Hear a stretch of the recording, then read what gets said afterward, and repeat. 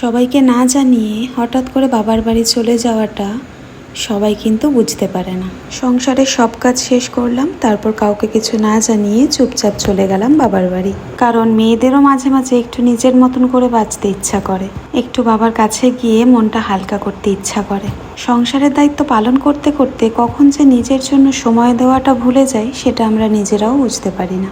তাই আজ সব কাজ শেষ করে কাউকে কিছু না বলেই চলে এলাম বাবার বাড়িতে। এখানে এসে মনে হলো বয়স যতই বাড়ুক, বাবার বাড়িতে ফিরলে মেয়েটা যেন আবার সেই ছোট্ট মেয়েটাই হয়ে যায়। কারণ কখনো কখনো মেয়েরা অভিমান করে নয়, একটু শান্তি খুঁজতে বাবার বাড়ি যায়। সেখানে গিয়ে মায়ের মুখটা দেখা, বাবার বাড়ির চেনা পরিবেশটা অনুভব করে। এসবের মধ্যে যেন হারিয়ে যাওয়া মনটা আবার একটু হাসতে শেখে। সংসার আমার ভালোবাসা, কিন্তু বাবার বাড়ি আমার সেই জায়গা যে